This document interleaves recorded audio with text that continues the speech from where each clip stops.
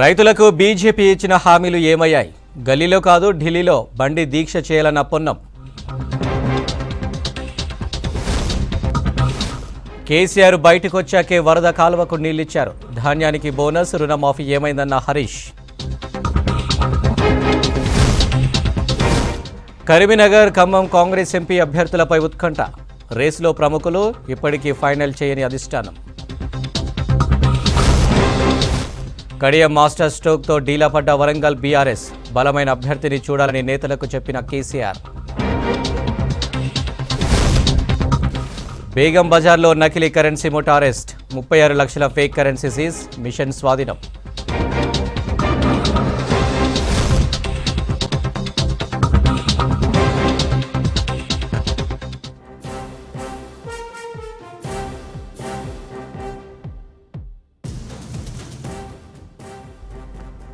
Begum Bazar PS లిమిట్స్లో భారీగా fake currency పట్టుబడింది. East zone task force, Begum Bazar పోలీసుల జాయింట్ ఆపరేషన్లో నకిలీ నోట్లు తయారు చేస్తున్న 6 అరెస్ట్ అయ్యారు. నిందితుల నుంచి 36 లక్షల ఫేక్ కరెన్సీ తయారీ సామగ్రిని స్వాధీనం చేసుకున్నారు పోలీసులు.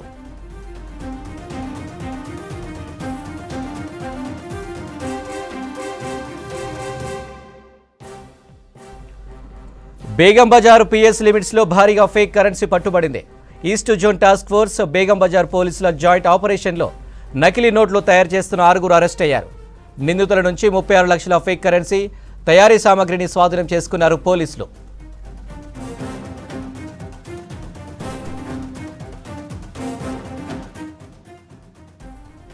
బేగం బజార్లో భారీగా పట్టుబడిన ఫేక్ కరెన్సీపై సదానందం మరిన్ని డీటెయిల్స్ లైవ్ ద్వారా అందిస్తారు. సదానందం, నకిలీ నోట్ల పట్టివేతపై అప్డేట్స్ ఏంటి? ఎస్ అనిల్, బేగం బజార్లో నకిలీ నోట్లు అటు ప్రింట్ చేసి చలామణి చేస్తుండగా పోలీసులు పట్టుకున్నారు. అటు ఈస్ట్ జోన్ టాస్క్ ఫోర్స్ పోలీసులు, అలాగే బేగం బజార్ ల్యాండ్ ఆర్డర్ పోలీసులు జాయింట్ ఆపరేషన్ చేసి ఈ నకిలీ నోట్లు ఫేక్ కరెన్సీ ప్రింట్ చేసి దాన్ని మార్కెట్లో చలామణి చేస్తున్న 6 అరెస్ట్ చేశారు. వాళ్ళ దగ్గర నుంచి భారీగా అంటే 36,25,000 రూపాయల నకిలీ ఫేక్ కరెన్సీని వాళ్ళ దగ్గర నుంచి స్వాధీనం చేసుకున్నారు. యాక్చువల్గా దీనిలో ప్రధాన నిందితుడు వచ్చేసి మురళీకృష్ణ. ఇతను గుంటూరుకు సంబంధించిన వాడు. ఇతను గతంలో కూడా ఫేక్ కరెన్సీ ప్రింట్ చేస్తుండగా ఏపీలో 3 సార్లను ఇతన్ని పోలీసులు అరెస్ట్ చేశారు. 2016 నుంచి ఇప్పటి వరకు గతంలోనే 3 సార్లు అరెస్ట్ అయ్యాడు. ఒకసారి తెనాలి పిఎస్లో అరెస్ట్ అయ్యాడు. ఆ తర్వాత మరో 2 పోలీస్ స్టేషన్ల పరిధిలో ఇతను ఫేక్ కరెన్సీ అటు ప్రింట్ చేసి చలామణి చేస్తుండగా పోలీసులు అరెస్ట్ చేశారు. ఆ తర్వాత జైలుకి వెళ్ళాడు, మళ్ళీ బయటకు వస్తున్నాడు, మళ్ళీ నకిలీ ప్రింటింగ్ మిషనరీ అంతా తీసుకుంటున్నాడు, మళ్ళీ ప్రింట్ చేస్తున్నాడు, మళ్ళీ పోలీసులకు దొరికాడు. అట్లా 3 టైమ్స్ జరిగింది. మళ్ళీ ఇప్పుడు కూడా అటు 2023 నవంబర్లో ఇక్కడ ఈ పటాన్ చెరుకు సంబంధించిన ఖాదర్ అనే ఒక వ్యక్తి, అతను హౌస్ హోల్డ్ ఆర్టికల్స్ అమ్ముకుంటూ ఉంటాడు. అతను గుజరాత్కు సంబంధించిన వ్యక్తి. అతనితోటి ఫ్రెండ్షిప్ చేసి అతని దగ్గర ఈ ప్రపోజల్ పెట్టాడు. నేను గతంలో నాకు ఇటు ఫేక్ కరెన్సీ ప్రింట్ చేసే అనుభవం ఉంది, నా దగ్గర మిషనరీ కూడా ఉంది, అటు కంప్యూటర్ కానీ ప్రింటింగ్ మిషన్ కానీ, అలాగే ఈ ప్రింటింగ్కి కావాల్సిన వైట్ మిల్క్ పేపర్ ఎక్కడ దొరుకుతుందో నాకు తెలుసు, అలాగే దీన్ని అంతా ప్రాసెస్ అంతా నాకు తెలుసు, కాబట్టి నువ్వు కూడా సహకారం అందిస్తే ఇద్దరం కలిసి ఇది ఒక మంచి బిజినెస్ అవుతుందంటూ కూడా అతన్ని నమ్మించాడు. అతను కూడా ఓకే చెప్పడంతో పటాన్ చెరులో ఒక రూమ్ని రెంట్కి తీసుకున్నారు. ఎవరికి తెలియకుండా ఒక రూమ్ను రెంట్కి తీసుకొని అక్కడ ఇటు ఒక కంప్యూటర్, ఒక ప్రింటింగ్ మిషన్, దీంతో పాటు ఇటు వైట్ మిల్క్ పేపర్స్, అలాగే కలర్స్, ఐరన్ బాక్సెస్, ఇట్లా ఈ ప్రింటింగ్ చేయడానికి ఏవైతే అవసరమవుతుందో అవన్నీ తీసుకొచ్చి అక్కడ భారీగా ఇటు ప్రింటింగ్ చేస్తూ ఉన్నారు. వీళ్ళు ప్రింటింగ్ చేసిన దాన్ని నెక్స్ట్ మార్కెట్లోకి తీసుకెళ్ళాలి. మార్కెట్లోకి తీసుకెళ్లాలంటే ఏం చేయాలంటే ఇటు ఖాదర్కు సంబంధించిన వాళ్ళు కొంతమంది బేగం బజార్లో పనిచేస్తున్నారు, రాజస్థాన్కి సంబంధించిన వాళ్ళు ఇటు బేగం బజార్లో పనిచేస్తున్నారు. బేగం బజార్లో ఇట్లాంటి నకిలీ ఫేక్ కరెన్సీ అక్కడ మార్కెట్ ఎక్కువగా ఉంటుంది, రోజువారీ కస్టమర్స్ ఎక్కువగా ఉంటారు కాబట్టి అక్కడైతే ఈ ఫేక్ కరెన్సీ దాంట్లో వేసి ఇటు మార్కెట్లోకి తరలించినా కూడా అక్కడ చలామణి చేసినా బయటపడదు. కాబట్టి ఆ బేగం బజార్లో తనకు తెలిసిన ఒక మహేందర్ దాస్ అనే వ్యక్తిని పట్టుకొని అతని నుంచి మరో 3 పట్టుకొని బేగం బజార్లో ఈ ఫేక్ కరెన్సీ అంతా కూడా వీళ్ళు చలామణి చేస్తున్నారు. ఇది నవంబర్ నుంచి కంటిన్యూ అవుతుంది. లాస్ట్ 4 to 5 months నుంచి ఈ బిజినెస్ వీళ్ళు చేస్తూనే ఉన్నారు. ఇది ఇట్లా జరుగుతుందని తెలుసుకున్న పోలీసులు ఈరోజు మార్నింగ్ వీళ్ళపైన అటు ఫోకస్ పెట్టి డైరెక్ట్గా రెడ్ హ్యాండెడ్గా వీళ్ళు మార్కెట్లో ఈ మనీ అంతా కూడా ఈ ఫేక్ కరెన్సీ చాలామంది చేస్తుండగా వాళ్ళని పట్టుకొని మొత్తం 6 నిందితుల్ని ఇప్పటివరకే వీళ్ళని అరెస్ట్ చేశారు. సో వీళ్ళ దగ్గర నుంచి ఇటు 36 లక్షలకు పైగా ఫేక్ కరెన్సీ స్వాధీనం చేసుకున్నారు. దీంతోపాటు ఇంకా ఒక 3 bundle off white milk paper కూడా వీళ్ళ దగ్గర నుంచి స్వాధీనం చేసుకున్నారు. వీళ్ళు తయారు చేసే కంప్యూటర్ కానీ, నెక్స్ట్ మిషనరీ కానీ, అలాగే ప్రింటింగ్ మిషన్ కానీ వాటన్నిటిని కూడా స్వాధీనం చేసుకున్నారు. యాక్చువల్గా ఇటు బేగం బజార్ అంటేనే ఇటు హవాలా మార్కెట్ ఎక్కువగా ఉంటుందని చెప్తుంటారు. సో ఎప్పుడైతే ఎలక్షన్స్ వస్తాయో, సో ఎలక్షన్ టైంలో అటు ఏపీ, తెలంగాణ 2 రాష్ట్రాలకు బేగం బజార్ నుంచే హవాలా మనీ ఎక్కువగా పోతుంది. సో అక్కడే మార్కెట్ ఎక్కువగా ఉంటుంది. సో వాళ్ళు పోలీసులకు కూడా తెలియకుండా ఇక్కడి నుంచి ఈ 2 రాష్ట్రాల్లోని ఎక్కడ ఏ నియోజకవర్గాలకు పంపాలంటే ఆ నియోజకవర్గానికి బయట పడకుండా డబ్బులు ఇస్తారనేది ఒకటి ఉంది. గతంలో కూడా చూసాము, నవంబర్లో జరిగిన అసెంబ్లీ ఎలక్షన్లో కూడా బేగం బజార్లో హవాలా వ్యాపారులను పోలీసులు అరెస్ట్ చేశారు. అటు central SST teams, FST teams కూడా వాళ్ళని పట్టుకున్నాయి. తిరిగి మళ్ళీ ఇప్పుడు లోక్సభ ఎలక్షన్స్ వచ్చాయి. ఇప్పుడు కూడా పోలీసులు ఈ బేగం బజార్లో ఈ హవాలా మనీ పైన టార్గెట్ చేస్తున్నారు. సో ఈ క్రమంలోనే అదే బేగం బజార్లో తిరిగి భారీగా అంటే 36 లక్షలకు పైగా ఫేక్ కరెన్సీ పట్టుకోవడంతో అసలు బేగం బజార్లో ఏం నడుస్తుంది అనేది కూడా ప్రస్తుతానికి ఒక చర్చగా మారింది. Anil. Right Sadanandam, thank you. Karimnagar Congress టికెట్పై ఇంకా ఉత్కంఠ వీడిపోలేదు. రోజుకో పేరు పార్టీ వర్గాల్లో చక్కర్లు కొడుతుంది. రేస్లో 2-3 పేర్లు గట్టిగా వినిపిస్తున్నాయి. సామాజిక సమీకరణాలు లెక్కల ప్రకారం టికెట్ ఇవ్వాలని హైకమాండ్ ఆలోచిస్తున్నట్టు సమాచారం. బీజేపీ, బీఆర్ఎస్కు గట్టి పోటీ ఇచ్చే అభ్యర్థిని సెలెక్ట్ చేయాలని కరీంనగర్ లోక్సభ సెగ్మెంట్ కాంగ్రెస్ లీడర్లు కోరుతున్నారు. మరిన్ని డీటెయిల్స్. కరీంనగర్ కాంగ్రెస్ టికెట్పై ఇంకా ఉత్కంఠ వీడిపోలేదు. రోజుకో పేరు పార్టీ వర్గాల్లో చక్కర్లు కొడుతుంది. రేసులో 2-3 పేర్లు గట్టిగా వినిపిస్తున్నాయి. సామాజిక సమీకరణాల లెక్కల ప్రకారం టికెట్ ఇవ్వాలని హైకమాండ్ ఆలోచిస్తున్నట్టు సమాచారం. బీజేపీ, బీఆర్ఎస్కు గట్టి పోటీ ఇచ్చే అభ్యర్థిని సెలెక్ట్ చేయాలని కరీంనగర్ లోక్సభ సెగ్మెంట్ కాంగ్రెస్ లీడర్లు కోరుతున్నారు. కరీంనగర్ కాంగ్రెస్ టికెట్పై ఇంకా ఉత్కంఠ వీడిపోలేదు. రోజుకో పేరు పార్టీ వర్గాల్లో చక్కర్లు కొడుతుంది. రేసులో 2-3 పేర్లు గట్టిగా వినిపిస్తున్నాయి. సామాజిక సమీకరణాల లెక్కల ప్రకారం టికెట్ ఇవ్వాలని హైకమాండ్ ఆలోచిస్తున్నట్టు తెలుస్తుంది. బీజేపీ, బీఆర్ఎస్కు గట్టి పోటీ ఇచ్చే అభ్యర్థిని సెలెక్ట్ చేయాలని కరీంనగర్ లోక్సభ సెగ్మెంట్ కాంగ్రెస్ లీడర్లు కోరుతున్నారు. ఇక మరిన్ని డీటెయిల్స్ వెంకటేష్ అందిస్తారు.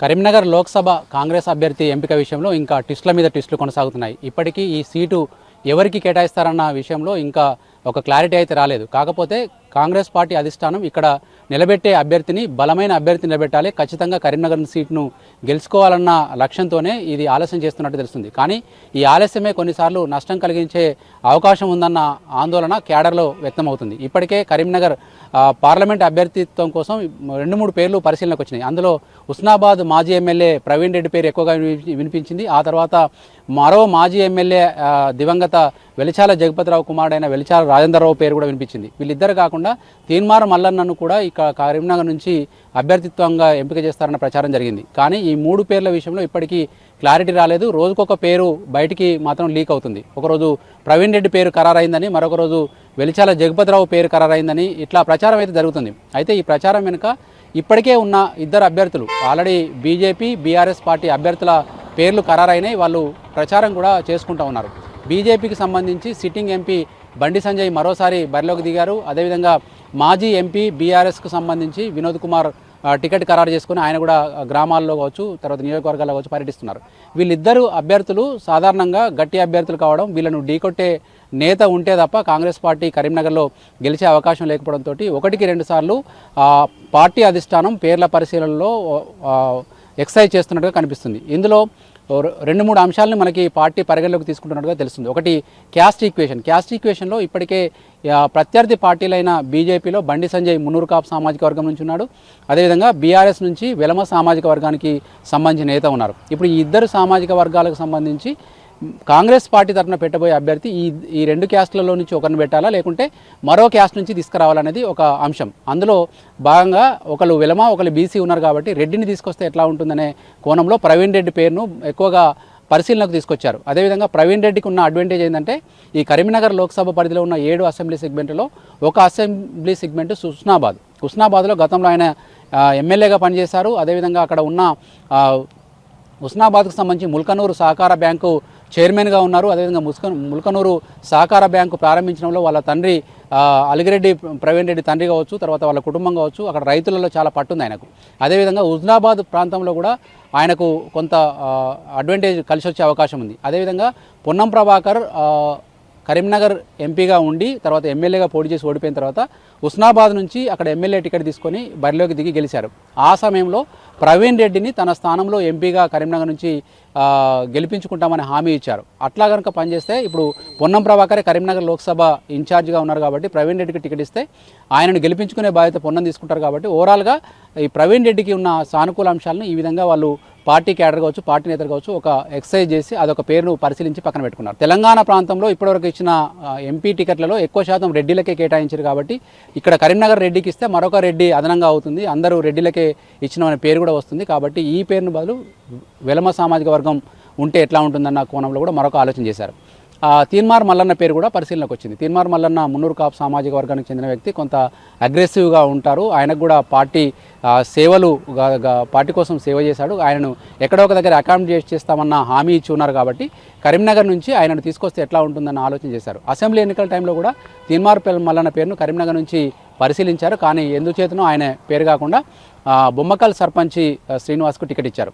ఇప్పుడు ఈ తీన్మార్ మల్లన్న పేరు ఒకవైపు మున్నూరు కాపు సామాజిక వర్గం నుంచి, వెలమ సామాజిక నుంచి రాజేందర్ రావు, తర్వాత రెడ్డి నుంచి ప్రవీణ్ రెడ్డి, ఈ కాకుండా ఇంకా స్థానికంగా కొంతమంది నేతలను చొప్పదండికి సంబంధించిన రుద్ర సంతోష్ కావచ్చు, తర్వాత మొన్న పోటీ చేసి ఓడిపోయిన బొమ్మకల్ సర్పంచి శ్రీనివాస్ కావచ్చు, తర్వాత కేసీఆర్ అన్న కూతురైన రమ్యారావు కావచ్చు, తర్వాత వైద్యుల అంజన్ కుమార్ కావచ్చు, చాలామంది ఇక్కడ టికెట్ కావాలని అప్లై చేసుకున్నారు. వీళ్ళందరి పేర్లు దగ్గర పెట్టుకొని పరిశీలించినప్పుడు ఇప్పటికే టికెట్లు ఖరారు చేసుకున్న ప్రత్యర్థి పార్టీలో నేతలను ఢీకొట్టే వాళ్ళు ఎవరనే విషయంలో ఇంకా క్లారిటీకి రాలేకపోతున్నారు. ఈ విషయంలోనే పార్టీ టికెట్ కేటాయింపు ఆలస్యం అవుతుందన్న చర్చ కూడా జరుగుతుంది.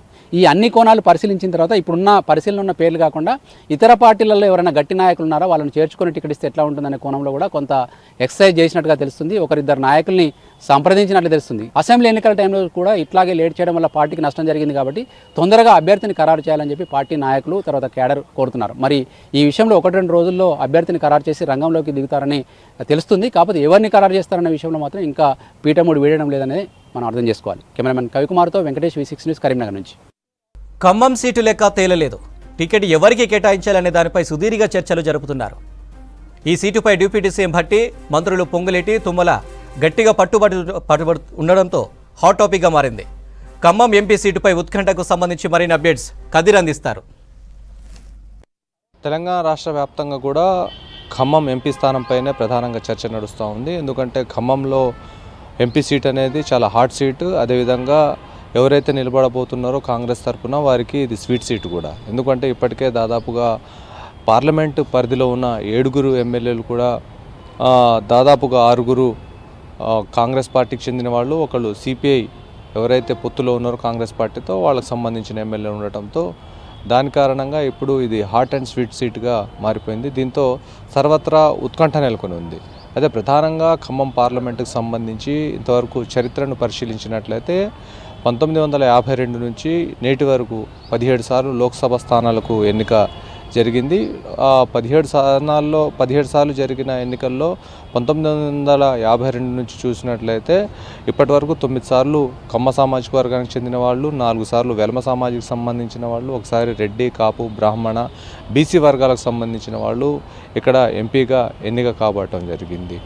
ఒకవేళ చరిత్రను పరిశీలించినట్లయితే 1952లో పీడీఎఫ్ అభ్యర్థిగా టీబీ విఠలరావు ప్రాతినిధ్యం వహించారు. అదేవిధంగా 1957లో సిపిఐ తరఫున ప్రాతినిధ్యం వహించడం జరిగింది. ఈయన బ్రాహ్మణ వర్గానికి సంబంధించిన వ్యక్తి. అదేవిధంగా 1962, 67, 71లలో జరిగిన కాంగ్రెస్ పార్టీ అభ్యర్థిగా టి లక్ష్మీకాంతమ్మ వరుసగా ఎన్నిక కాబడ్డారు. అయితే ఈమె కమ్మ సామాజిక వర్గానికి చెందినవారు. పారాషూట్ లీడర్లను, ఇతర ప్రాంతాలకు సంబంధించిన నాయకులు ఖమ్మం నుంచి పోటీ చేయడం అనేది ఈమె నుంచే ప్రారంభమైంది, పునాదులు పడ్డాయని చెప్పొచ్చు. దాదాపుగా లక్ష్మీకాంతమ్మ దగ్గర నుంచి మొదలుకొని కొండలరావు, వెంగళరావు, నామా నాగేశ్వరరావు, రేణుకా చౌదరి, ఇలా ఎవరిని చూసినా కూడా దాదాపుగా వలస వచ్చిన నేతలు మాత్రమే ఉన్నారు. ఆ వలస వచ్చిన నేతలతో పాటు రంగయ్య నాయుడు కూడా వలస వచ్చిన నేతగానే ఉన్నాడు. పొంగులేటి శ్రీనివాసరెడ్డి మాత్రమే లోకల్గా ఉన్నారు. పొంగులేటి శ్రీనివాసరెడ్డి ఒకసారి గెలుపొందడం జరిగింది. 2019లో ఆయనకు టికెట్ కేటాయించలేదు. అయితే ఈ నేపథ్యంలో చూసుకున్నట్లయితే ఖచ్చితంగా ఎంపీ టికెట్ తన సోదరుడికి రావాలని చెప్పేసి పొంగులేటి శ్రీనివాసరెడ్డి తీవ్రంగా శ్రమిస్తున్నారు. ఆయన సోదరుడు పొంగులేటి ప్రసాద్ రెడ్డి వ్యాపారాల్లో ఉన్నారు, ఆ వ్యాపారస్తుడుగా ఉన్నారు. శ్రీనివాసరెడ్డి గెలుపులో ఆయన కీలక పాత్ర పోషించారు. అతని సోదరుడికి టికెట్ రావాలని చెప్పేసి శ్రీనివాసరెడ్డి భావిస్తున్నారు. దాంతోపాటుగా భట్టి విక్రమార్క, డిప్యూటీ సీఎం భట్టి విక్రమార్క సతీమణి మల్లు నందిని ఎవరైతే ఉన్నారో తనకు టికెట్ రావాలని చెప్పేసి భట్టి విక్రమార్క పట్టుబడుతున్నట్టు తెలుస్తూ ఉంది. వారితో పాటు సీనియర్ నాయకుడిగా ఉన్న తుమ్మల నాగేశ్వరరావు తన తనయుడు తుమ్మల యుగంధర్ కోసం తీవ్రంగా టికెట్ రావాలని చెప్పేసి శ్రమిస్తూ ఉన్నారు. అయితే ఈ నేపథ్యంలో మొత్తంగా చూసుకున్నట్లయితే బీసీ వర్గాలు దాదాపుగా ఉమ్మడి ఖమ్మం జిల్లా వ్యాప్తంగా 60% మంది ఉన్నారు. బీసీలకు రావాలని చెప్పేసి కూడా ఒక బలమైన డిమాండ్ వినపడతా ఉంది. అయితే తెలంగాణ రాష్ట్రంలో టీఆర్ఎస్ ఏర్పడుతుంది అన్న క్రమంలో 2014లో మైనార్టీ సామాజిక వర్గానికి చెందిన ఎస్బీ బేగ్కు టికెట్ కేటాయించడం జరిగింది. అయితే ఈ మధ్య కాలంలో 2023లో సార్వత్రిక ఎన్నికల సందర్భంలో ఖమ్మం నియోజకవర్గం నుంచి మొహమ్మద్ జావేద్ పోటీ పడ్డారు. మొహమ్మద్ జావేద్ పోటీ పడితే అతనికి టికెట్ రాలేదు. కానీ అతను కూడా ఎంపీ టికెట్కి ఎందుకు ప్రయత్నించవద్దని చెప్పేసి ఒక వర్గం బలంగా గళం వినిపిస్తూ ఉంది. ఖచ్చితంగా జావేద్కి టికెట్ ఇచ్చినట్లయితే ఒక మైనార్టీకి కూడా ఇచ్చినట్లు అవుతుంది. మైనార్టీకి ఇచ్చిన నేపథ్యంలో తెలంగాణ రాష్ట్ర వ్యాప్తంగా అదేవిధంగా మైనార్టీల ప్రభుత్వం అని చెప్పుకునే కాంగ్రెస్ ప్రభుత్వానికి ఇది ఒక ఆదర్శంగా కూడా నిలుస్తుందని చెప్పేసి అందరూ భావిస్తున్న పరిస్థితి కనిపిస్తూ ఉంది. ఈ నేపథ్యంలో వ్యాపారస్తుడిగా ఉన్న వివిసి రాజా, వంకాయలపాటి వీరయ్య చౌదరి తనయుడు రాజా కూడా బరిలో ఉన్నారు. ఆయనతో పాటుగా ప్రస్తుతం మరికొంతమంది కుసుమకుమార్ కూడా, ఎవరైతే కాంగ్రెస్ పార్టీ వర్కింగ్ ప్రెసిడెంట్ ఉన్నారో కుసుమకుమార్ కూడా తనకు టికెట్ వస్తుందని చెప్పేసి ఆశాభావం వ్యక్తం చేస్తున్నారు. ప్రధానంగా కమ్మ సామాజిక వర్గానికి టికెట్ రావాలని చెప్పేసి ఎక్కువగా డిమాండ్ వినపడతా ఉంది. ఈ నేపథ్యంలో రేణుకా చౌదరికి ఇప్పటికే రాజ్యసభ సభ్యురాలుగా నియమించడం జరిగింది. కాబట్టి కమ్మ సామాజిక వర్గానికి మరో టికెట్ అంటే ఏ విధంగా కుదురుతుందనే సమీకరణాలు కూడా కాంగ్రెస్ పార్టీ ప్రయత్నిస్తున్న పరిస్థితి కనిపిస్తూ ఉంది. ఈ నేపథ్యంలో టికెట్ ఎవరికి దక్కుతుందనేది కూడా తీవ్ర ఉత్కంఠగా మారింది. ఇది మొత్తంగా పార్లమెంట్కి సంబంధించిన అంశాలు. వీడియో జర్నలిస్ట్ హర్షత్తో కదీర్, V6 న్యూస్, ఖమ్మం.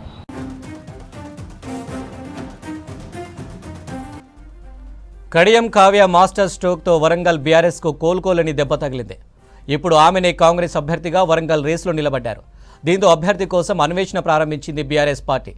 కష్టకాలంలో కడియం హ్యాండ్ ఇవ్వడంతో మరో బలమైన అభ్యర్థిని చూడాలని ఎమ్మెల్యే పల్ల రాజేశ్వరరెడ్డి, ఎమ్మెల్సీ పోచంపల్లికి కేసీఆర్ బాధ్యతలు అప్పగించినట్టు తెలుస్తుంది.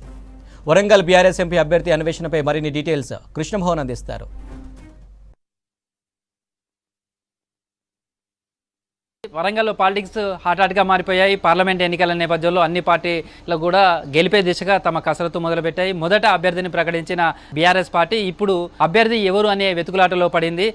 ఈ పార్టీ నుంచి మొదట అభ్యర్థిగా ప్రకటించినటువంటి కడియం కావ్య పార్టీ మారడం, ఆమె కాంగ్రెస్ పార్టీలో జాయిన్ కావడం, కాంగ్రెస్ పార్టీ నుంచి వరంగల్ పార్లమెంట్ అభ్యర్థిగా కూడా ప్రకటించింది. మరోవైపు ప్రధానమంత్రి ఇంకో రాజకీయ పార్టీ ఉన్నటువంటి బీజేపీ నుంచి ఆరూరి రమేష్ అభ్యర్థిగా నిలబడ్డారు. మరోవైపు బీఆర్ఎస్ పార్టీకి సంబంధించి మొదట కడియం కావ్యాన్ని ప్రకటించడం, ఆ తర్వాత ఆమె కాంగ్రెస్ పార్టీలో జాయిన్ కావడంతో ఒక్కసారిగా రాజకీయ పరిణామాలన్నీ కూడా మారిపోయాయి. బీఆర్ఎస్ పార్టీ ఇప్పుడు అభ్యర్థి ఎవరు అనేది మలగులాలు పడుతున్నటువంటి పరిస్థితి.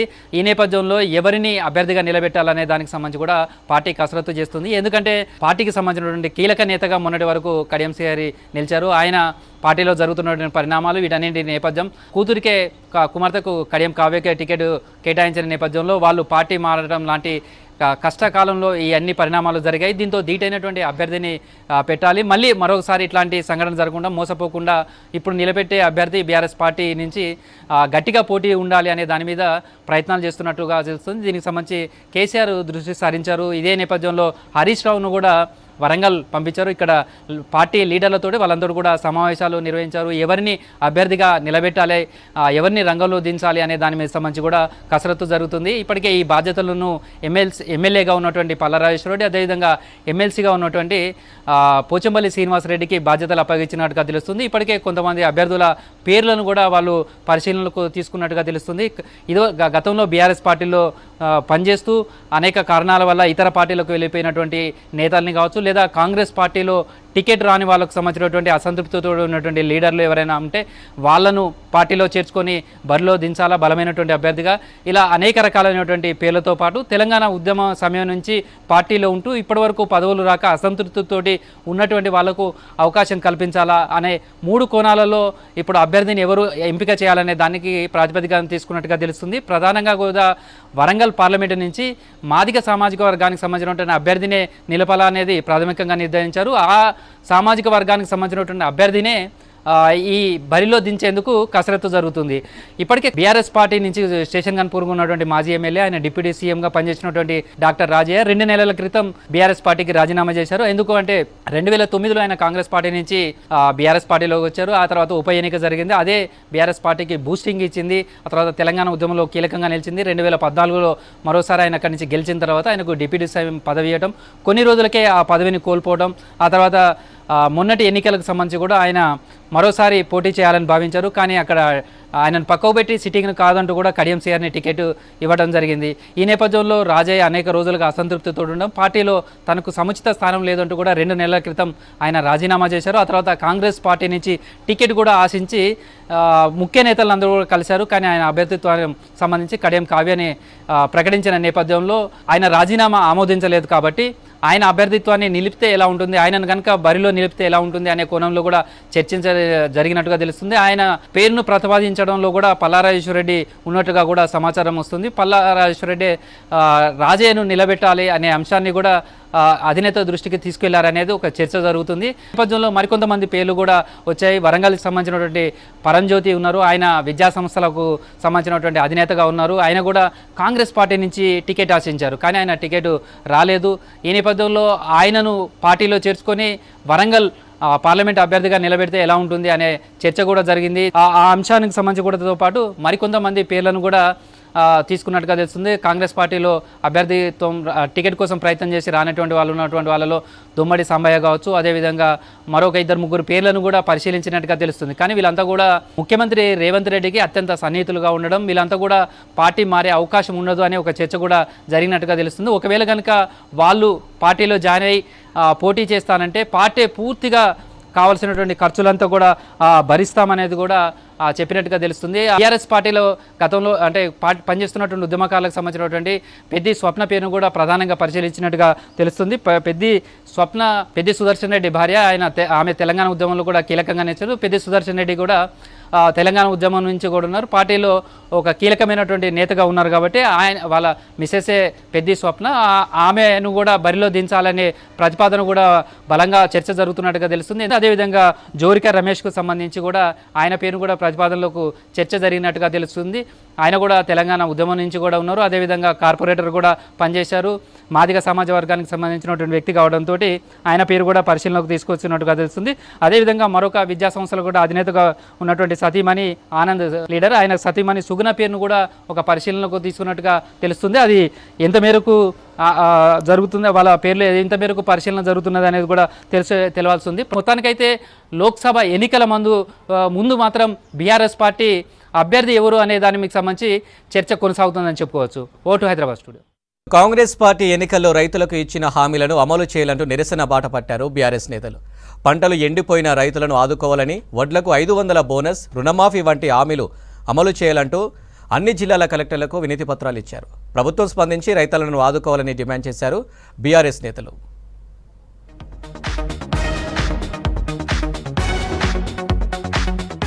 హైదరాబాద్ సెక్రటరియట్లో శ్రీ శాంతికుమార్ని కలిశారు బీఆర్ఎస్ ఎమ్మెల్యేలు. రాష్ట్రంలో రైతులు ఎదుర్కొంటున్న సమస్యలను పరిష్కరించాలని కోరారు. పంట నష్టపోయిన రైతులకు వెంటనే పరిహారం ఇవ్వాలని కోరారు. ఒక్కో ఎకరానికి 25,000 రూపాయల పరిహారం ఇవ్వాలని డిమాండ్ చేశారు. కాంగ్రెస్ ప్రభుత్వం పంటలకిస్తామన్న 500 బోనస్ ను కలిపి ఇవ్వాలన్నారు బీఆర్ఎస్ ఎమ్మెల్యేలు.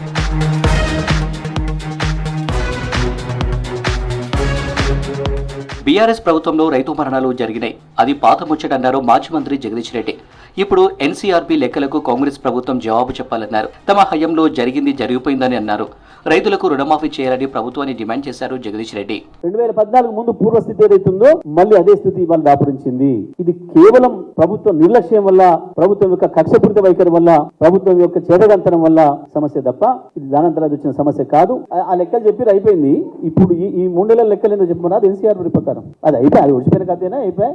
దాని తర్వాతనే వస్తారు మీరు మీ చేతికి వచ్చి 120 రోజులు 110 రోజులు దాటే ఈ 110 రోజులు ఎన్సీఆర్పీ లెక్కలి అదే మేము చెప్పింది 200 కాదు ఏముందో చెప్పు 200 కాకపోతే 199 ఉందా 198 ఉందా చెప్పు. ఇక్కడ రైతు పామ్ కార్డు చచ్చిపోయాడు, ఇక్కడ రైతు కరెంట్ షాక్తో చచ్చిపోయాడు, ఇక్కడ రైతు ఆత్మహత్య చేసుకున్నాడు, మీడియాలోనే వచ్చింది. నువ్వు కాదనంటే ఎట్లా? కేసీఆర్ రైతులను పరామర్శిస్తుంటే మంత్రులకు వచ్చిన ఇబ్బంది ఏంటని ప్రశ్నించారు బీఆర్ఎస్ ఎమ్మెల్యే హరీష్ రావు. కేసీఆర్ పర్యటన తర్వాత పంటలకు నీళ్లు విడుదల చేస్తున్నారని చెప్పారు. 100 రోజులు గడిచినా కాంగ్రెస్ ఇచ్చిన హామీలు ఏమయ్యాయని ప్రశ్నించారు. 4 నెలలైనా రుణమాఫీ చేయలేదని నిలదీశారు. కాంగ్రెస్ ప్రభుత్వం రైతుల్ని దగా చేసిందని మండిపడ్డారు హరీష్ రావు. కరువును పెంచి రైతాంగాన్ని అపాయంలోకి నెట్టేటువంటి ప్రయత్నం చేస్తా ఉంది. ఈ నిద్రపోతున్నటువంటి ప్రభుత్వాన్ని తట్టి లేపాలని, రాష్ట్రంలో రైతుల్ని వెంటనే ఆదుకోవాలని చెప్పి బీఆర్ఎస్ పార్టీ అధ్యక్షులు కేసీఆర్ గారు ఇచ్చిన పిలుపు మేరకు అన్ని జిల్లా కేంద్రాల్లో ఈ రోజు కలెక్టర్లకు బీఆర్ఎస్ పార్టీ పక్షాన మేము రిప్రజెంటేషన్ చేయడం జరిగింది. సాగునీరు అందక రైతులు తీవ్రంగా నష్టపోయారని, పంటలకు కరెంటు, నీళ్లు ఇవ్వడంలో ప్రభుత్వం విఫలమైందన్నారు మాజీ మంత్రి ఎమ్మెల్యే సబితా ఇంద్రారెడ్డి. రైతులను ప్రభుత్వం ఆదుకోవాలని డిమాండ్ చేస్తూ రంగారెడ్డి జిల్లా కలెక్టరేట్లో ఆమె వినతిపత్రం అందించారు. ఇది రైతులకు ప్రకృతితో వచ్చిన కరువు కాదని, కాంగ్రెస్ ప్రభుత్వం తెచ్చిన కరువు అని ప్రభుత్వంపై ఫైర్ అయ్యారు. వెంటనే ప్రభుత్వం ఇచ్చిన హామీ మేరకు రుణమాఫీ, రైతు బంధు అమలు చేయడంతో పాటు పంట నష్టపోయిన రైతులకు బోనస్ అందించాలని డిమాండ్ చేశారు సవిత. గతంలో ప్రభుత్వం ఎన్నికల కన్నా ముందు ఇచ్చిన హామీలు ఒక సైడ్ అయితే, నీళ్లున్నా కూడా రైతులకు ఇవ్వకుండా ఇబ్బంది పెట్టిన పరిస్థితిని దృష్టిలో పెట్టుకుని రాష్ట్ర వ్యాప్తంగా రైతుల పంటలు ఎండిపోయి, బోర్లు ఎండిపోయి రైతులందరూ ఏడుస్తున్నా కూడా ఈ ప్రభుత్వము అసలు అటు పక్క తిరిగి కూడా చూడట్లేదు. సీతకన్ను వేసినట్టు ప్రవర్తిస్తున్నాయి. ప్రభుత్వం కళ్ళు తెప్పించే విధంగా కేసీఆర్ గారు అక్కడ పంటలన్నీ కూడా చూసి రైతుల బాధలు విన్న తర్వాత అవకాశం ఉండి ఉన్న నీళ్ళను కూడా కనీసం రైతులకు సరఫరా చేయకుండా నిర్వహణ లోపంతో రైతుల పంటలు ఎండిపోతా ఉంటే ప్రభుత్వం సోద్యం చూస్తా ఉంది. బీఆర్ఎస్ పార్టీ ఇచ్చిన పిలుపు మేరకు రాష్ట్రంలోని అన్ని జిల్లా కలెక్టరేట్లకు వినతి పత్రాలు అందజేశారు ఆ పార్టీ నేతలు, ఎమ్మెల్యేలు. రైతుల సమస్యలు పరిష్కరించాలని కోరారు. రాష్ట్రంలో మొదటిసారిగా మహబూబ్ నగర్ మున్సిపాలిటీ పరిధిలో తై బజార్ను రద్దు చేశారు. మున్సిపల్ కౌన్సిల్లో చట్టబద్ధంగా తీర్మానంతో వీధి వ్యాపారులు, చిరు వ్యాపారులకు ఊరట కలిగిందంటున్నారు Mahabubnagar MLA NM Srinivasa Reddy. రైతు బజార్ రద్దు నిర్ణయించిన తర్వాత రైతు బజార్లో పర్యటించిన ఎమ్మెల్యే ఎన్ఎం శ్రీనివాసరెడ్డితో బాలకృష్ణ ఫేస్ టు ఫేస్. ప్రభుత్వం అమలు చేస్తున్నటువంటి 6 గ్యారెంటీలతో పాటు మహబూబ్నగర్ జిల్లా కేంద్రంలో ఎస్పెషల్లీ ప్రత్యేకంగా మరో గ్యారెంటీ అమలు కాబోతోంది. ఇందుకు సంబంధించి మరిన్ని వాళ్ళు తెలుసుకునే ప్రయత్నం చేద్దాం. మనతో పాటు మహబూబ్నగర్ ఎమ్మెల్యే ఎన్ఎం శ్రీనివాసరెడ్డి గారు ఉన్నారు. ఈ హామీకి, ఈ గ్యారెంటీకి ఉన్నటువంటి ప్రత్యేకత ఏంది? ఎన్నికల సందర్భంలో ఎట్లాంటి సందర్భంలో ఈ హామీ ఇవ్వడం జరిగింది? ఇప్పుడు ఎన్నో సంవత్సరాలుగా మహబూబ్నగర్ చుట్టుముట్టు కూరగాయలు పండించుకునే వాళ్ళు, రైతులు కావచ్చు, వ్యాపారులు కావచ్చు, కూరగాయలు తీసుకొచ్చుకొని ఇక్కడ మార్కెట్లో అమ్ముకునేవాళ్ళు. అలాగే మహబూబ్నగర్ పట్టణం మొత్తం కూడా వేల మంది చిన్న చిన్న బండ్ల మీద వ్యాపారం చేసుకునేవాళ్ళు. వాళ్ళందరూ కూడా తై బజార్ పేరు మీద ప్రతిరోజు కూడా 10 రూపాయల నుంచి 60 రూపాయల దాకా ఆ తై బజార్ టెండర్ వరకు దక్కిన వాళ్ళకి ఇచ్చేవాళ్ళు. ఇది ఒక రకంగా శ్రమ దోపిడీ. మున్సిపాలిటీకి ఇవ్వాల్సిన డబ్బు అది మొత్తం కూడా ప్రైవేట్ వ్యక్తుల చేతికి పోతుండే. చాలా ఇబ్బందులు పడుతూ ఉండేవాళ్ళు. అంతేకాకుండా అవమానకరమైన రీతిలో వచ్చే యువకులు కలెక్షన్ చేస్తూ ఉండే. కాబట్టి ఆ రోజు వాళ్ళందరూ అడగడం జరిగింది, తై బజార్ రద్దు చేయాలంటే నేను వెంబడే వాళ్ళ కష్టాలు చూసినా కాబట్టి నేను ఎమ్మెల్యేగా అయిన తర్వాత తై బజార్ రద్దు చేస్తా అని చెప్పిన. కాబట్టి వాళ్ళందరూ కూడా ఆశీర్వదించి నన్ను ఎమ్మెల్యేగా చేసిండ్రు. చేసిన తర్వాత మున్సిపాలిటీలో తీర్మానం పెట్టుకొని ఆ తై బజార్ను రద్దు చేయడం జరిగింది. కాంట్రాక్ట్ పీరియడ్ 31 మార్చికు అయిపోతుంది. కాబట్టి 1వ తారీఖు 1 ఏప్రిల్ నుంచి తై బజార్ అనేది ఉండదు. ఖచ్చితంగా నేను గౌరవ ముఖ్యమంత్రి గారికి కూడా చెప్పబోతా ఉన్నా, మహబూబ్ నగర్ పట్టణంలో తై బజార్ రద్దు అయింది, కానీ తెలంగాణ వ్యాప్తంగా ఏ మున్సిపాలిటీలైనా తై బజార్ ఉంటే వెంబడే సమీక్షించి అది రద్దు చేయాలని చెప్పి ముఖ్యమంత్రి గారికి విన్నవించుకోబోతా ఉన్నాం. కొన్ని లక్షల మంది చిరు వ్యాపారులు, చిన్న చిన్న వ్యాపారులు, వాళ్ళందరికీ కూడా లాభం చేకూర్చే విధంగా మా కాంగ్రెస్ పార్టీ ప్రభుత్వం వాళ్ళకు సేవలు చేయడానికే ఉంది. కాబట్టి ఈరోజు తై బజార్ రద్దు చేసినాక వాళ్ళ ముఖాల్లో ఆనందం చూసినాం. వాళ్ళు దీవెనలు ఇస్తూ ఉన్నారు. ఇన్ని సంవత్సరాల బాధ నుంచి మీరు వచ్చి విముక్తి చేసిండ్రు, మేము చాలా సంతోషంగా ఉన్నామని చెప్పడం జరిగింది. ఖచ్చితంగా ఈ ఎలక్షన్ కోడ్ అయిపోయిన తర్వాత సమీక్షించి ఈ మార్కెట్ను బ్రహ్మాండంగా అభివృద్ధి చేయడానికి కావాల్సిన నిధులను మన గౌరవ ముఖ్యమంత్రి గారిని అడిగి, లేదా రేపు మార్కెటింగ్ మంత్రి ఎవరైతే ఉంటారో లేదా మార్కెటింగ్ ప్రిన్సిపల్ సెక్రటరీ గారి దగ్గరికి వెళ్ళి ఇక్కడ ఉన్న సమస్యలన్నిటికీ కూడా పరిష్కారం చూపే విధంగా నేను ప్రయత్నం చేస్తా. అలాగే మటన్ మార్కెట్ అక్కడ టెంపరీగా షెడ్స్ కావాలంటా ఉన్నారు, అది కూడా ఏర్పాటు చేయమని మా కౌన్సిలర్ గారికి చెప్పిన, మున్సిపాలిటీలకు సంప్రదించి ఆ పని చేస్తారు. వాటర్ సప్లై వసతే లేదు. మరి ఇక ఏం మిషన్ భగీరథ చేసిరో మాకు అర్థం కాదు. నేను ఖచ్చితంగా బోర్ కావాలంటే బోర్ వేసి ట్యాంకు కట్టి వాళ్ళ దాహాన్ని తీర్చే విధంగా మేము ప్రయత్నం చేస్తాం. మొత్తానికి ఇది థై బజార్ను ఎత్తివేయడంతో పాటు దీంతోపాటు మార్కెట్లో ఉన్నటువంటి దళారీ వ్యవస్థను పూర్తిగా నిర్మూలిస్తామని చెప్తున్నారు. దీంతోపాటు మహబూబ్నగర్ జిల్లా కేంద్రంలో ఉన్నటువంటి మార్కెట్ని మరింత మోడర్న్గా తీర్చిదిద్ది ఇక్కడనే వస్తువులు సౌకర్యాలు అందిస్తూ మార్కెట్లో వ్యాపారం చేసుకునే వాళ్ళందరూ కూడా ఉపాధి కల్పిస్తామని మహబూబ్నగర్ ఎమ్మెల్యే ఎన్ఎం శ్రీనివాస్ రెడ్డి చెప్తున్నారు. కెమెరా పర్సన్ శ్రీనివాస్తో కలిసి Balakrishna, V6 news, Mahabubnagar. Medak BJP MP అభ్యర్థి రఘునందన్పై ఎఫ్ఐఆర్ నమోదు చేశారు సంగారెడ్డి పోలీసులు. మోడల్ కోడ్ ఆఫ్ కండక్ట్ను ఉల్లంఘించారని, రఘునందన్పై చర్యలు తీసుకోవాలని కోరుతూ 2 రోజుల క్రితం సంగారెడ్డి ఎమ్మెల్యే చింత ప్రభాకర్ పోలీసులకు ఫిర్యాదు చేశారు. మాజీ మంత్రి హరీష్ రావు మెదక్ బీఆర్ఎస్ ఎంపీ అభ్యర్థి వెంకటరామిరెడ్డిపై అనుచిత వ్యాఖ్యలు చేశారని ఫిర్యాదు అందడంతో రఘునందన్పై ఎఫ్ఐఆర్ నమోదు చేశామని తెలిపారు పోలీసులు.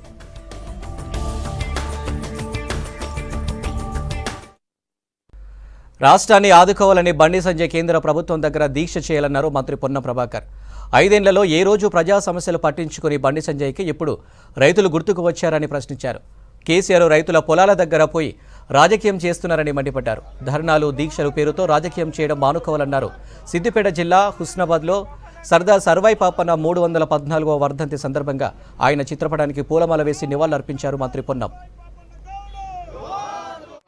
అందరూ కలిసి ఒక ఉద్యమ పోరాట స్ఫూర్తిని ఏ విధంగా తీసుకున్నారో ఈరోజు కూడా సమాజంలో మార్పు రావాలనుకునే సందర్భంలో అందరూ కూడా ఈ యొక్క ఆలోచనతో రావాలని కోరుతూ అటువంటి సామాజిక మార్పుకు శ్రీకారం చుట్టే సందర్భంలో అందరి సహకారాన్ని కోరుతున్న అందరికీ ఆదర్శనీయుడు, ఆయన మార్గాన్ని ఆచరించే విధంగా సర్దార్ సర్వాయి పాపన్న అనుచరులంగా, వారసులంగా మరి అంశాన్ని ముందుకు తీసుకుపోయే సందర్భంగా వారికి మరొక్కసారి హృదయపూర్వకంగా నివాళులందరం అర్పిస్తా ఉన్నాం.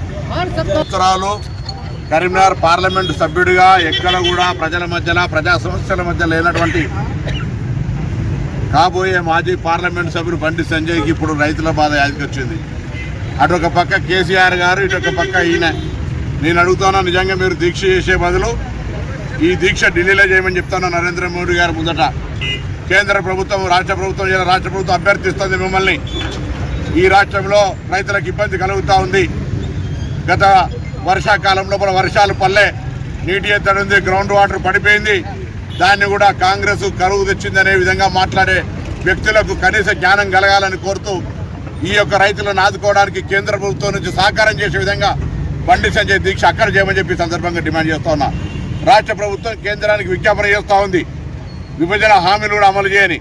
తెలంగాణ విభజనను వ్యతిరేకించినటువంటి నరేంద్ర మోడీ గారి దగ్గర ధర్నా చేసి తెలంగాణకు నిధులు తీసుకురా. ఇవాళ ఓట్ల కొరకు మొన్నటిదాకా రామును ఫోటో పెట్టుకున్నారు, నరేంద్ర మోడీ ఫోటో బంద్ చేసిరు. మళ్ళీ ఇవాళ రైతుల మీద ముసలి కన్నీరు కారుతా ఉన్నారు. ఇవాళ కల్లాల దగ్గర మీరు వస్తారు, కల్లాల దగ్గర రైతులు కన్నీళ్లు పెట్టుకున్నారు. ఎక్కడ వేనో బండి సంజయ్ అని అడుగుతారు. కరీంనగర్ పార్లమెంటు నియోజకవర్గ కార్యాలయంలో బీజేపీ జాతీయ ప్రధాన కార్యదర్శి ఎంపీ బండి సంజయ్ రైతు దీక్ష చేపట్టారు. రైతు సమస్యల పరిష్కారంలో కాంగ్రెస్ వైఫల్యాన్ని నిరసిస్తూ దీక్ష చేస్తున్నారు. ఎన్నికల కోడ్ కారణంగా కలెక్టరేట్ దగ్గర రైతు దీక్షకు పోలీసులు అనుమతించలేదు. దీంతో ఎంపీ కార్యాలయంలోనే దీక్ష చేపట్టారు సంజయ్. అధికారంలోకి వచ్చిన కాంగ్రెస్ పార్టీ 100 రోజుల పాటు హామీలు నెరవేర్స్తామని చెప్పి రైతులకు అనేక హామీలు ఇచ్చేది. కనీసం ఆ హామీలను పట్టించుకోకుండా 100 రోజులు పూర్తయిన వెంటనే ఒక్కొక్క మంత్రి ఒక్కొక్క రకంగా, ఒక్కొక్క కాంగ్రెస్ పార్టీ ఒక రకంగా ఒక సెక్షన్ మీడియాను మేనేజ్ చేసి ఇచ్చిన 6 గ్యారెంటీలు అమలు చేస్తామని చెప్పి ప్రజలు నమ్మించే ప్రయత్నం కాంగ్రెస్ పార్టీ చేసింది. కానీ క్షేత్రస్థాయిలో ప్రజలు ఏమనుకుంటున్నారు, వారు ఇచ్చినటువంటి హామీలేంది, ప్రజలు కాంగ్రెస్ పార్టీకి ఎందుకు ఓటేసారు, ప్రజలు పడుతున్న ఇబ్బందులు ఏవి అని చెప్పి కాంగ్రెస్ పార్టీ గుర్తించినా కూడా గుర్తించడం నటించి ప్రజలు నమ్మించే ప్రయత్నం చేసేది. ఇదే కాంగ్రెస్ పార్టీ అధికారంలోకి వచ్చిన 100 రోజుల పాటు మేము హామీలు నెరవేర్స్తామని చెప్పిన తర్వాత రైతులకు కేంద్ర ప్రభుత్వం ఇచ్చేటువంటి 2200 మద్దతు ధరతో పాటు 500 రూపాయలు బోనస్ ఇస్తామనేది కాంగ్రెస్ పార్టీ. వాళ్ళ కొనుగోలు ప్రారంభం కాబోతున్నాయి. మీరే కొబ్బరికాయలు కొట్టి కొనుగోలు కేంద్రాన్ని ప్రారంభించబోతున్నారు. ఇప్పటికీ కాంగ్రెస్ పార్టీ ప్రభుత్వం స్పష్టం చేస్తలేదు. మీరు కేంద్రం ఇచ్చే 2200 రూపాయల మద్దతు ధరతో పాటు 500 రూపాయలు బోనస్ ఇస్తారా, ఇయరా? ఇస్తామని ఎందుకు ప్రకటించలేకపోతున్నారు? మీరు ఇచ్చిన హామీ ఇది. దాని మీద స్పష్టమైనటువంటి వివరణ కాంగ్రెస్ పార్టీ ప్రభుత్వం, రాష్ట్ర ముఖ్యమంత్రి రేవంత్ రెడ్డి గారు ఇవ్వాల్సిన బాధ్యత ఉన్నది. వ్యవసాయ శాఖ మంత్రి ఇవ్వాల్సిన బాధ్యత ఉన్నది. దాంతోపాటు 2 లక్షల రుణమాఫీ చేస్తాన్నారు. దాని మీద స్పష్టత లేదు, చెప్తలేరు. పంటల బీమా పథకాలు అమలు చేస్తున్నారు, దాని గురించి మాట్లాడతలేరు. అకాల వర్షాల వల్ల తెలంగాణలో అనేక ప్రాంతాల్లో రైతులు దెబ్బతిన్నారు. ముఖ్యంగా ఈ కరీంనగర్ పార్లమెంటు నియోజకవర్గంలో రాజన్న సిరిసిల్ల జిల్లాలో అకాల వర్షాల వల్ల దెబ్బతిన్నారు. కరీంనగర్ జిల్లాలో కూడా దెబ్బతిన్నారు. రైతులు పూర్తిగా పంట నష్టం జరిగింది. అకాల వర్షాల వల్ల దెబ్బతిన్న రైతులను ఆదుకోవాలని చెప్పి స్వయంగా నేను, మా కార్యకర్తలు, నాయకులందరం కూడా క్షేత్రస్థాయిలో పరిశీలించి ఆవేదన చెందుతున్నటువంటి రైతులకు ఒక భరోసా కల్పించి ఆ రోజే రాష్ట్ర ప్రభుత్వాన్ని డిమాండ్ చేస్తాం. అటువైపు అకాల వర్షాలు నష్టపోతున్నారు. ఈ కరీంనగర్ జిల్లా వైపు సాగునీరు లేక పంటలను ఎండిపోయి పంట చేతికి రాక ఇబ్బంది పడే పరిస్థితి ఈ ప్రాంతంలో. మరి నష్టపోయిన రైతాంగానికి వెంటనే నష్టపరిహారం ఇవ్వాలని చెప్పి ఇలా భారతీయ జనతా పార్టీ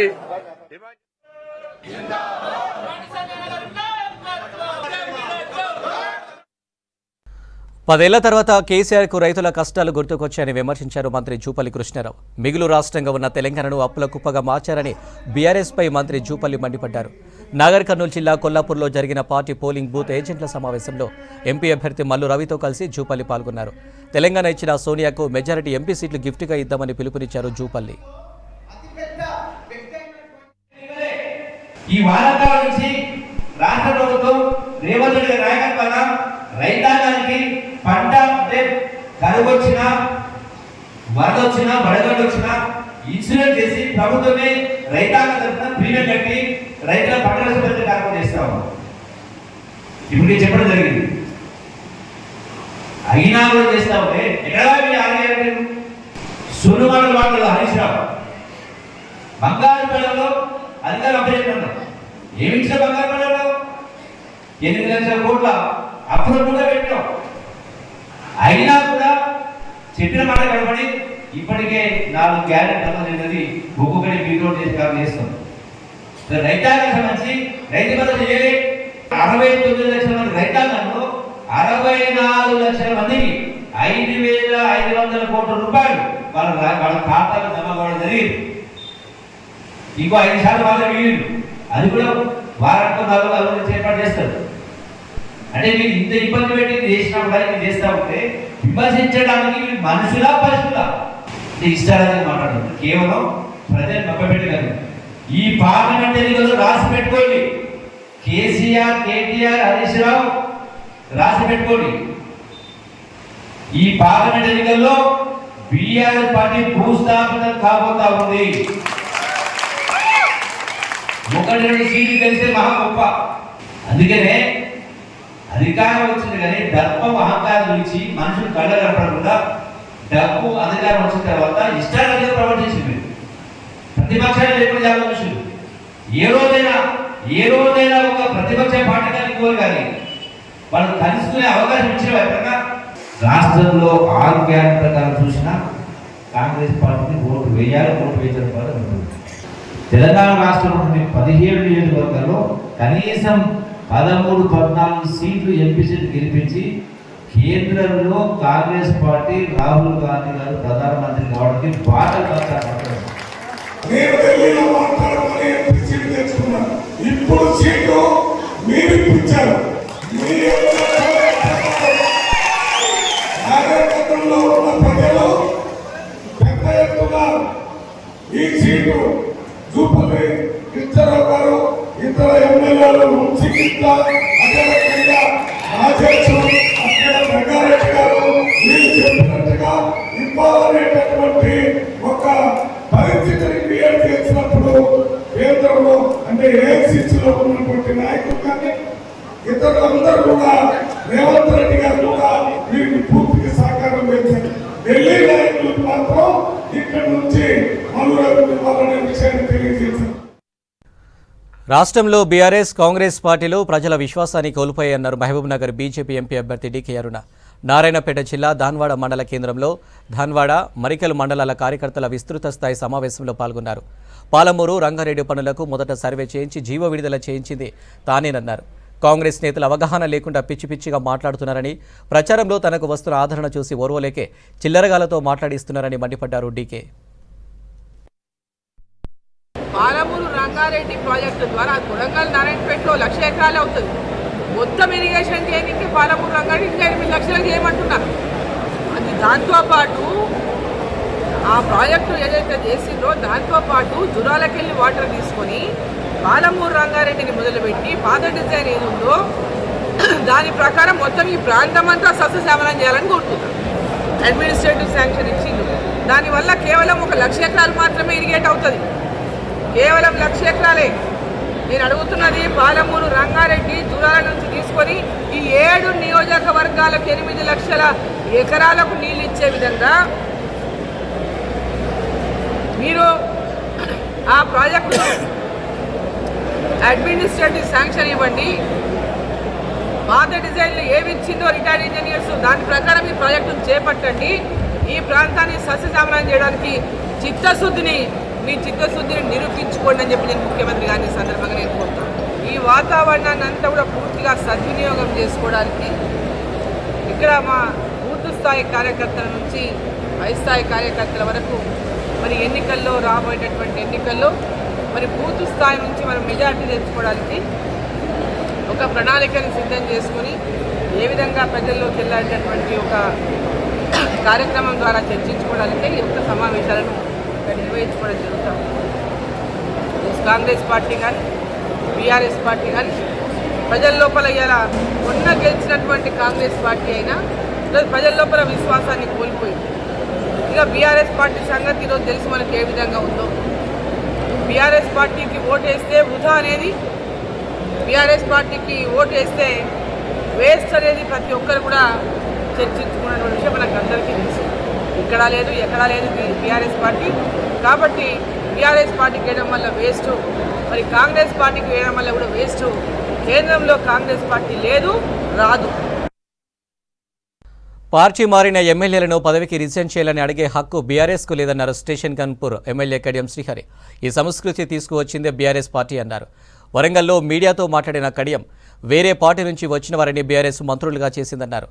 ఎర్రబెల్లి దయాకర్ ఏం మాట్లాడుతున్నాడో ఆయనకే తెలియదన్న కడియం అహంకార మాటల వల్లే పాలకుర్తి ప్రజలు ఓడించారని అన్నారు. బీఆర్ఎస్ నేతల చరిత్ర అంతా తనకు తెలుసునన్న కడియం శ్రీహరి ఒక్కరి విషయాలు బయట పెడితే తట్టుకోలేరని వార్నింగ్ ఇచ్చారు. పల్లారాజేశ్వరరెడ్డి గారు నా చరిత్ర అంతా బయట పెడతా అన్నాడు, నా దోపిడీ అంతా బయట పెడతా అన్నాడు. రాజేశ్వరరెడ్డి గారు అది ఎన్నికలకు ముందు చేస్తే మీకు ఉపయోగపడుతుంది. అది చెప్పలేదనుకో, నువ్వు చేసిన ఆరోపణల పైన ఆధారాలతో బయటికి రాలేదనుకో, నీ బట్టలు తీసి జనగామ చౌరస్తాలో నిలబెట్టుడు మాత్రం ఖాయం. నీ దగ్గర ఉన్న ఆధారాలు చెప్పు, నేను అడుగుతున్నా చెప్పు, ప్రజలకు కూడా తెలియాలి. ఇక అక్కడ ఒక ఆయన మాట్లాడుతున్నాడు, మానకొండూరు నుంచి ఒక ఆయన, వీడికొచ్చి పండబెట్టి తొక్కుతాడట, సావుడప్పు కొడతాడట. మానకొండూరు ప్రజలు పండబెట్టి తొక్కితే కడుపులో పేగులు బయటపడి భూతాలానికి వెళ్ళిపోయాడు. 50,000 పైచీలకు ఓట్లతో ఓడిపోయాడు. బుద్ధిలో ఎదురపోయి ఇంకా నీ ముఖానికి అంత సీన్ ఉన్నదా? నా దగ్గరికి వచ్చి సావుడప్పు కొట్టేంత సీన్ ఉన్నదరా? తర్వాత నా పైన ఒక దుష్ప్రచారం కూడా చేస్తున్నారు.